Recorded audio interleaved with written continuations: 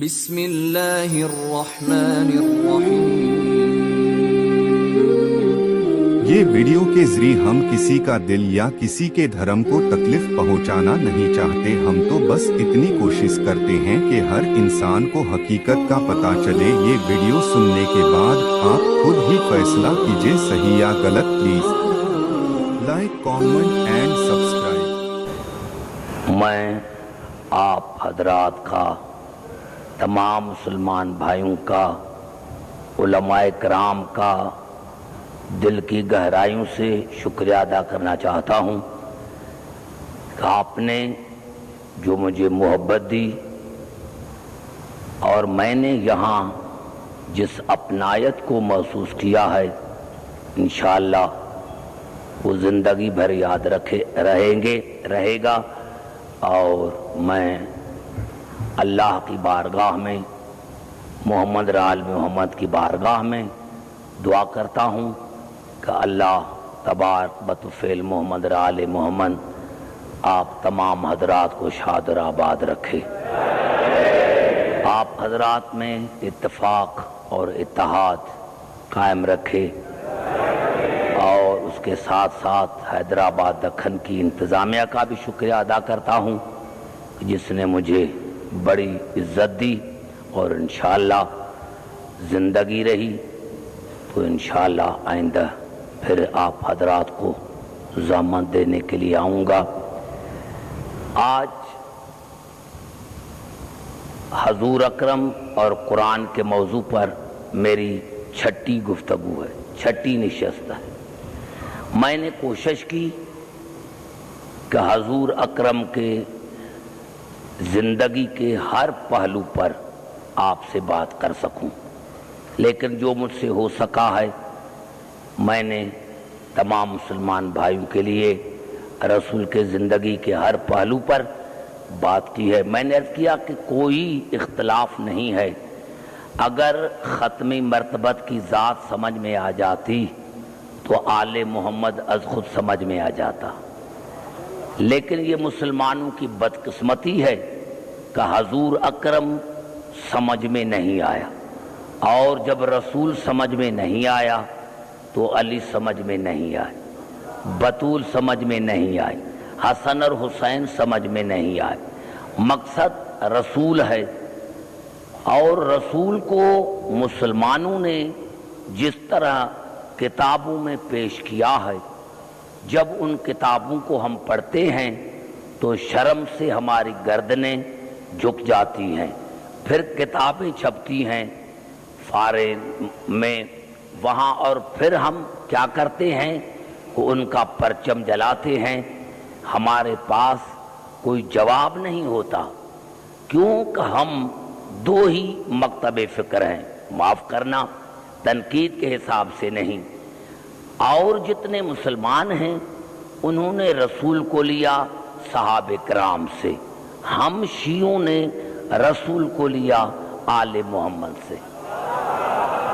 اب جیسے صحابہ کرام نے رسول کو سمجھا، ان کے پیروکار ویسے ہی رسول کو مانتے ہیں، اور جیسے آل محمد نے رسول کو سمجھا، ہم ایسا ہی رسول کو مانتے ہیں جیسے آل محمد نے ہمیں کہا۔ اب آپ دیکھتے ہیں، اور آج کی تقریر یہاں سے میری شروع ہوتی ہے، میں نے عرض کیا کہ حضور اکرم کے زندگی پر ہمیں بیان کرنا ہے محمد رسول اللہ، محمد بن عبداللہ پر نہیں گفتگو ہو رہی ہے، گفتگو ہو رہی ہے محمد رسول اللہ پر، گفتگو ہو رہی ہے محمد رسول اللہ پر۔ اور میں نے یہی عرض کیا تھا، اور جہاں سے آج کی میری گفتگو شروع ہو رہی ہے، کہ ہر نبی کا کوئی نہ کوئی گواہ آیا، اور آج کی تقریر میری اس آیت سے شروع ہوتی ہے۔ میں نے عرض کیا تھا کہ لفظ شہید کی معنی حاضر ناظر کی ہے، شہید معنی حاضر ناظر۔ اب اللہ نے جب حضور اکرم کے لیے ارشاد فرمایا تو سورۃ نساء میں ارشاد ہوا، فَكَيْفَ إِذَا جِئْنَا مِنْ كُلِّ أُمَّةٍ بِشَهِيدٍ وَجِئْنَا بِكَ عَلَىٰ هَٰؤُلَاءِ شَهِيدًا۔ میرے حبیب کیا حال ہوگا اس وقت جب ہر نبی اپنی امت پر شہید ہوں گے اور آپ تمام انبیاء پر شہید ہوں گے. ہر نبی اپنی اپنی امت پر گواہ ہوگا اور آپ تمام انبیاء پر گواہ ہوں گے. اب یہی فرق ہے رسول میں اور میرے مولا علی میں کہ رسول انبیاء پر شہید ہے اور میرا مولا علی رسول پر شہید ہے. یعنی ایک جملے میں قبلہ عرض یہ کروں کہ جب تمام انبیاء کو نبوتیں مل رہی تھی تو رسول دیکھ رہا تھا، اور جب رسول کو نبوت مل رہی تھی تو علی دیکھ رہے تھے. سمجھ میں آ گئی بات؟ اب آئیے میرے دوستوں، میرے بزرگوں، کیا مسلمانوں نے کیا؟ میں وہی عرض کرنا چاہتا ہوں جو میرا مقصد ہے کہ آج اگر میں عزاخانہ زہرا حیدرآباد دکن میں صرف ایک لفظ کہہ دوں تو شاید کل اخباروں میں آ جائے. اگر میں کہہ دوں کہ فلاں نبی رسول سے افضل تو کہیں گے کہ یہ کافر ہے، کیونکہ ہمارا رسول سید الانبیاء ہے. تو اگر واقعی آپ دل سے مانتے ہیں یا زبان سے؟ آئیے قبلہ قرآن حکیم کی طرف چلتا ہوں. مسلمانوں نے سب سے بڑی غلطی یہ کی جو میں نے عرض کیا تھا. اب جناب ابو طالب کو چھوڑ کر، کیونکہ میں نے ہر شخصیت پر گفتگو کی ہے، آج کی میری گفتگو ہے کہ مسلمانوں نے یہاں تک لکھا کہ حضور اکرم کے والدین جو تھے وہ کافر تھے. صرف کافر نہیں لکھا، ان کو جہنمی لکھا کہ حضور اکرم کے والدین جو ہیں وہ جہنمی ہیں. تو پھر معاف کرنا، جو رسول اپنے والدین کو نہ چھڑا سکے وہ آپ کو کیا چھڑائے؟ توجہ چاہ رہا ہوں میرے قریب بیٹھنے والا. جو رسول اپنے والدین کو نہ بچا سکے وہ تمہاری شفاعت کیا کریں گے؟ اب آئیے الفاظ یہ ابھی پوری توجہ جہاں جہاں میری آواز آ رہی ہے.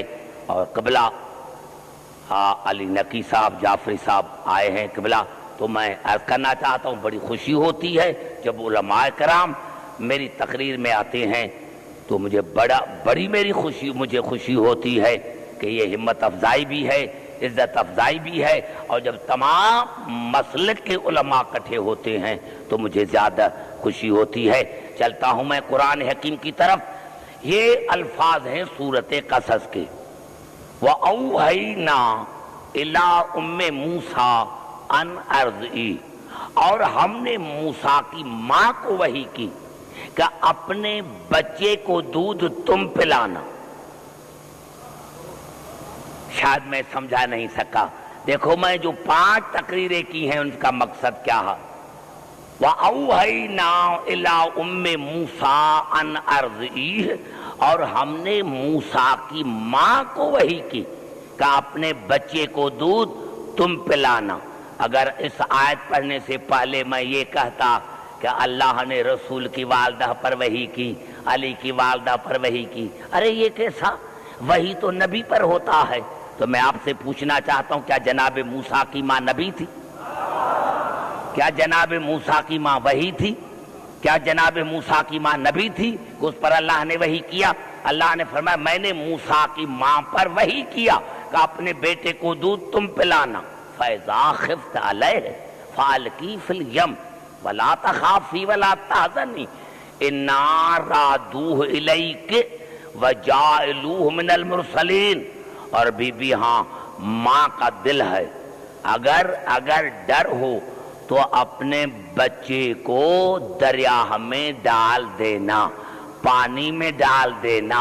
اور میں اللہ تم سے وعدہ کرتا ہوں کہ یہ موسیٰ امانت ہے، تیری امانت ہے، اور میں تیری امانت کو آپ کے پاس واپس کروں گا کیونکہ میں نے اس کو نبی بنایا ہے.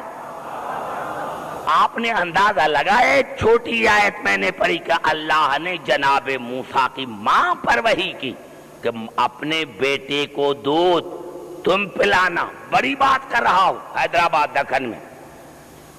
ہم نے موسیٰ کی ماں کو وحی کیا کہ اپنے بیٹے کو دودھ تم پلانا، اور اگر ڈر لگے تو اس کو تابوت میں بند کر کے پانی میں ڈال دینا، اور ڈرنا نہیں، حزن نہ کرنا، خوف نہ کرنا، یہ امانت ہے آپ کی ہمارے پاس، ہم اس کو تیری طرف واپس کریں گے، ہم نے اس کو رسول بنایا ہے، ہم نے اس کو رسول بنایا ہے۔ اور پھر اللہ نے ارشاد فرمایا وَحَرَّمْنَا عَلَيْهِ وَحَرَّمْنَا عَلَيْهِ، ہم نے تمام دائیوں کا دودھ اس پر حرام قرار دیا، ہم نے تمام دائیوں کا دودھ، پوری توجہ چاہ رہا ہوں، ہم نے تمام وَحَرَّمْنَا عَلَيْهِ من قبل، ہم نے تمام دائیوں کا دودھ اس پر حرام قرار دیا۔ ارے یہ تو موسیٰ کی، اور جناب موسیٰ جب پیدا ہوئے تو جناب لوخا نے، جناب موسیٰ کی والدہ نے اس کو تابوت میں بند کیا، دریا میں ڈال دیا، 3 دن سے لے کر 7 دن تک ہے کہ وہ دریا میں رہا، دریا میں رہا، تابوت تیرتا رہا۔ پہلے تو مسلمان بھائیوں سے کہنا چاہتا ہوں، ارے تم تو کہتے ہو کہ ہم رسول جیسے، ہم رسول جیسے، ہم رسول جیسے، تو آپ ایسے کریں کہ آپ کا کوئی بچہ پیدا ہو تو اس کو پیٹی میں بند کر کے دریا میں ڈال دو۔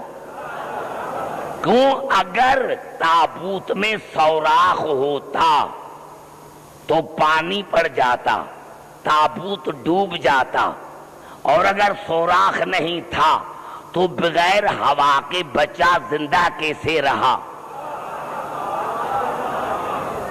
بچہ زندہ کیسے رہا؟ بچہ زندہ کیسے رہا؟ اور اللہ نے کہا قرآن میں کہ ماں کے بغیر کسی کا دودھ نہیں پیا، اور تم نے رسول کو 1 کا نہیں 7 کا 13 دائیوں کا دودھ پلایا۔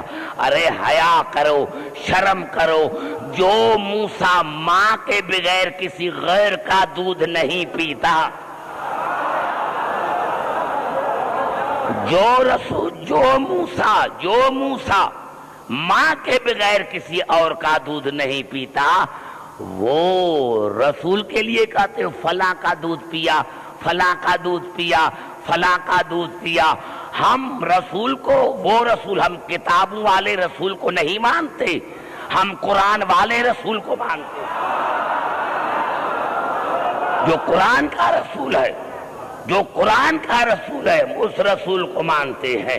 اور میرے دوستوں، میرے بزرگوں، جب یہی جناب موسیٰ فرعون کے گھر میں آئے، بچہ تھا، اب دیکھو اللہ نے کسی نے محبت سے کہا، یہ الفاظ ہیں سورت طٰہٰ کے۔ سورت طٰہٰ مکی سورت ہے، سورت قصص مکی سورت ہے۔ ارشاد ہوا وَأَلْقَيْتُ عَلَيْكَ مَحَبَّةً مِّنِّي، موسیٰ میں تم سے محبت کرتا، اللہ کہہ رہا ہے موسیٰ میں تم سے محبت کر رہا، موسیٰ میں تم سے محبت کر رہا ہوں۔ یہ نہ سمجھنا کہ میں تمہیں دشمن کے گھر میں بھیج رہا ہوں، توجہ چاہ رہا ہوں، موسیٰ میں تم سے محبت کر رہا ہوں، میں اللہ تم سے محبت کر رہا ہوں۔ یہ نہ سمجھنا کہ میں تمہیں دشمن کے گھر میں بھیج رہا ہوں، میں نے تمہارا انتظام پہلے کیا ہے، میں اللہ عادل ہوں، میں کبھی آسیہ کو فرعون کے گھر میں نہ بھیجتا، میں نے آسیہ کو فرعون کے گھر میں اسی لیے بھیجا ہے وَلْتُصْنِعَ عَلَىٰ عَيْنِي، تاکہ تیری پرورش میری آنکھوں کے سامنے ہو۔ اب قبل اگر یہ جملہ سمجھ میں آ گیا ہے، اگر یہ جملہ سمجھ میں آ گیا ہے تو پھر رسول سمجھ میں آ جائے گا۔ پتا چلا ابھی وہ جملہ نہیں کہتا کیونکہ ممبر پر بیٹھا ہوں کہ اللہ نے جناب آسیہ کو فرعون سے بھی محفوظ رکھا، بھیجا کیوں تھا کہ یہاں میرا معصوم نبی آئے گا۔ پتا چلا اللہ کا طریقہ یہ رہا ہے کہ اللہ پہلے معصوم کے آنے کا انتظام کرتا ہے، پھر معصوم کو بھیجتا ہے۔ دیکھیں سمجھے میں نے کیا کہا ہے، سمجھنے کی کوشش کریں کہ میں نے کیا کہا ہے۔ ارے جو اللہ ابھی وہی جملات کر دوں، اگر کہہ دوں کہ جناب موسیٰ رسول سے افضل تو کل اخباروں میں آ جائے گا کہ عبدالحکیم سے بڑھ کر کوئی کافر نہیں، ارے تو پھر اگر واقعی رسول کو سید الانبیاء مانتے ہو تو سب سے پہلے رسول کے والدین کو موسیٰ کے والدین سے افضل ماننا پڑے گا۔ اور دوسری بات یہ ہے کہ اگر اللہ موسیٰ کے آنے سے پہلے اس کا انتظام کرتا ہے کہ آسیہ کو بھیجتا ہے، تو جو آسیہ مومنہ ہے، کوئی مسلمان بتائے، آج تو کہتے ہیں بڑی بڑی باتیں، میں ان کو کہتا ہوں کیا کسی تاریخ میں بتاؤ، کسی تفسیر میں بتاؤ کہ جناب آسیہ جو رسول نے فرمایا کہ 4 عورتیں نساء العالمین ہیں، یہ تو فرعون کی بیوی تھی، کسی کتاب میں دکھاؤ، نماز پڑھی تھی، روزہ رکھا تھا، کام کیا کیا تھا؟ نبی کی پرورش کی تھی۔ آسیہ نے بچوں کو قربان نہیں کیا تھا۔ ارے جو آسیہ موسیٰ کی پرورش کرے وہ تو نساء العالمین ہے، تو جو ابو طالب پرورش کے ساتھ بچوں کو قربان کر دے، نعرہ حیدری۔ سمجھ میں آ گئی بات قبلہ؟ میں نے عرض کیا کہ جب تمہارے سمجھ میں موسیٰ ہی نہیں آیا تو تمہاری سمجھ میں رسول کیسے آئے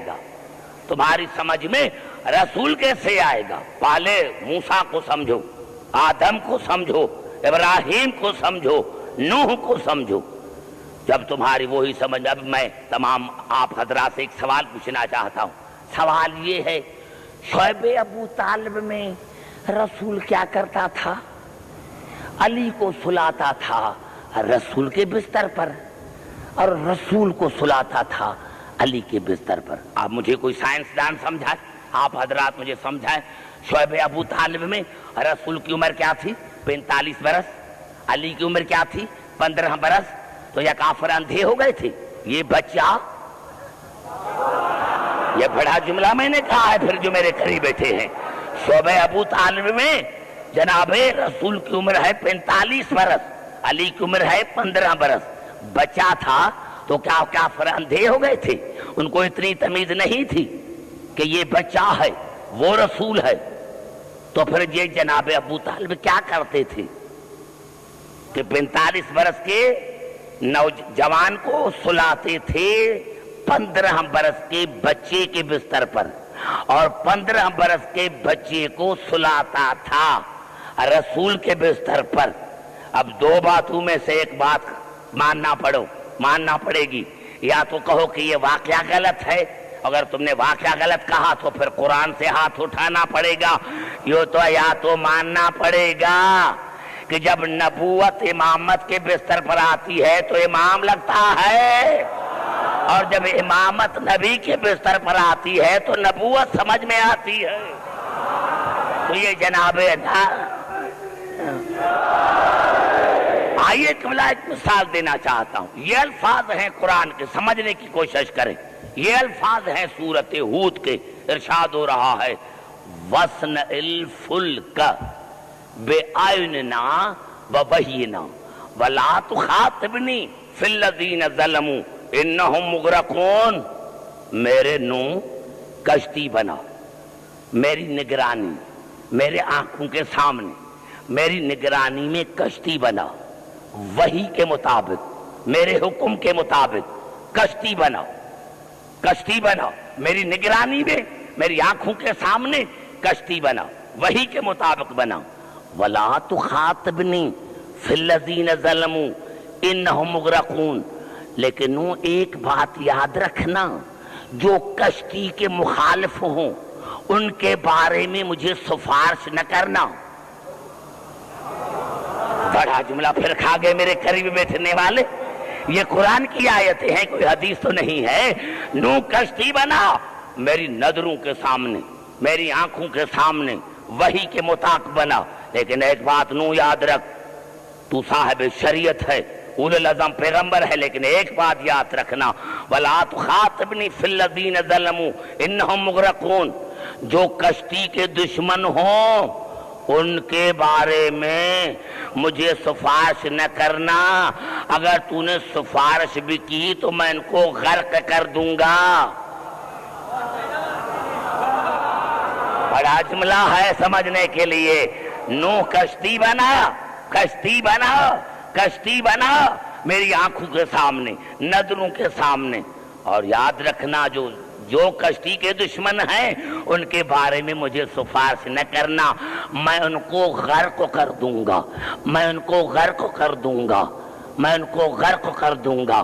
اور یہ ایسی حدیث ہے، علماء کرام بیٹھے ہیں، سر پر کوئی مسلمان قرآن کہے کہ یہ حدیث صحیح نہیں ہے، یہ ضعیف ہے، تو میں خطاب چھوڑ دوں گا۔ رسول نے بھی فرمایا مثل اہل بیتی کا مثل سفینت نوح فمن رکبہا نجا ومن تخلف عنہا غرق وہوا۔ میری اہل بیت کی مثل بھی کشتی نوح کی طرح ہے، جو سوار ہوا، جو سوار ہوا وہ نجات پا گیا، اور جس نے چھوڑا وہ ہلاک بھی ہو گیا، غرق بھی ہو گیا، گمراہ بھی ہو گیا۔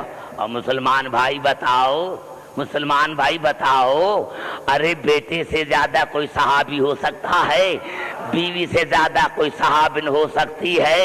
اللہ نے کہا جو کشتی کے بارے میں، کشتی کے بارے میں نہیں، ایک جملہ 2 منٹ سسپینس میں رکھنا چاہتا ہوں، 2 منٹ سسپینس میں رکھنا چاہتا ہوں۔ یہ الفاظ ہیں سورۃ عنکبوت کے، وَأَنْجَيْنَاهُ وَأَصْحَابَ السَّفِينَةِ، ہم نے نوح کو نجات دی اور کشتی کے صحابوں کو، نوح کے صحابوں کو نہیں۔ بڑا جملہ پھر کھا گئے، اب اس سے زیادہ قبلہ میں کیا کہنا چاہتا ہوں؟ یہ سورۃ عنکبوت کی آیت ہے، فَأَنْجَيْنَاهُ وَأَصْحَابَ السَّفِينَةِ وَجَعَلْنَاهَا آیَةً لِلْعَالَمِينَ، ہم نے نوح کو نجات دی اور جو کشتی کے صحابی تھے، کشتی کے، نبی کے نہیں۔ اللہ نے فرمایا میرا تعلق نوح سے نہیں، کشتی سے ہے، کشتی سے ہے۔ جو کشتی کے صحابی تھے ہم نے اس کو بچایا، اور ہم نے عالمین کے لیے کشتی کو آیت قرار دیا، دلیل قرار دیا۔ اب صحابی بیوی سے زیادہ کوئی صحابی نہیں، وہ بیوی والے سے پوچھو، ارے بیٹے سے زیادہ کوئی بڑا صحابی نہیں۔ غلطی کیا تھی کہ کشتی کے دشمن تھے، کشتی کے دشمن تھے، اور اللہ نے فرمایا نو نو نو ایک بات یاد رکھنا، جو کشتی کا دشمن ہو اس کے بارے میں مجھے سفارش نہ کرنا، میں ان کو غرق کر دوں گا۔ پہلے تو مسلمان بھائی بتائیں، ارے کشتی ہے کھجور کی بنی ہوئی ہے، کوئی مسلمان کہے کہ اس کشتی میں عیب تھا، یہ عیب تھا، یہ عیب تھا، تو میں خطابہ چھوڑ دوں، مذہب چھوڑ دوں؟ کہے گا کہ نہیں، کیونکہ اللہ کے ارادے سے بنی ہے، اس میں عیب نہیں ہے۔ ارے جو لکڑی کی کشتی ہے اس میں تو عیب نہیں ہے، تو پھر اہل بیت کہاں، نوح کی کشتی کہاں؟ وہ کشتی کھجور کی بنی ہوئی، یہ کشتی نور کی بنی ہوئی۔ اس کشتی کا طوفان سے تعلق، اس کشتی کا قرآن سے تعلق، اس کشتی کا طوفان سے تعلق، اس کشتی کا قرآن سے تعلق۔ ارے اس کشتی کا ہر جنس سے الحاق تھا، اور یہ کشتی اہل بیت ہر رجس سے پاک، ہر رجس سے پاک۔ ارے تم پر معاف کرنا، جس نے نوح کی کشتی کو چھوڑا، چاہے نبی کی بیوی کیوں نہ ہو، وہ غرق ہو جاتی ہے، تو پھر جس نے بھی اہل بیت کو چھوڑا، نعرہ حیدری،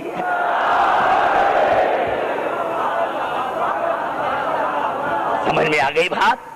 ارے جناب نوح کی بیوی جناب نوح سے لڑی تو نہیں تھی، جنگ تو نہیں کی تھی،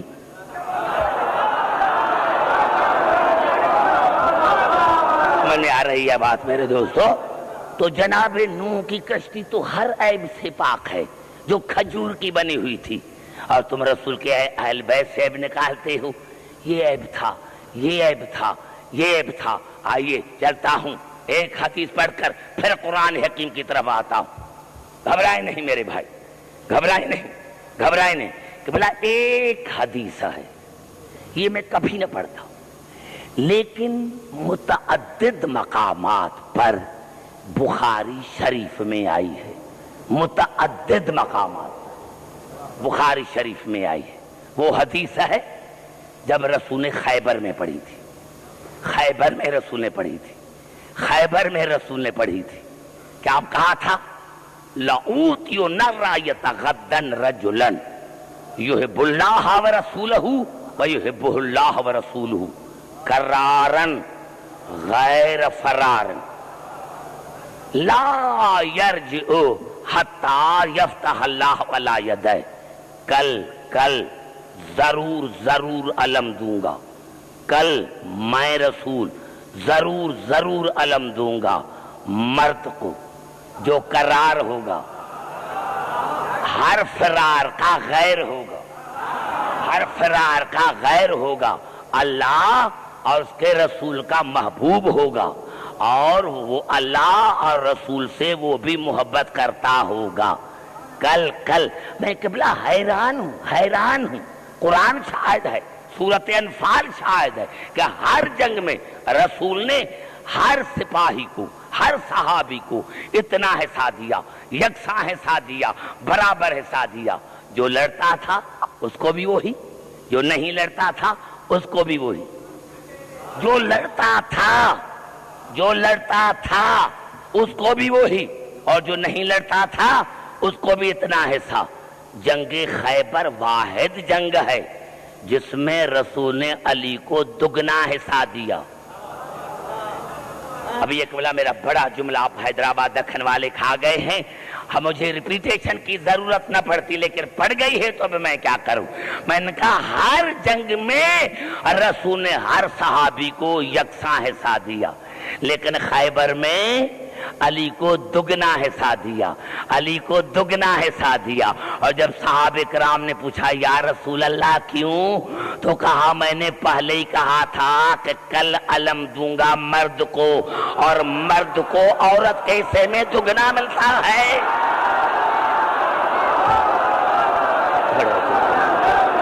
نعرہ حیدری.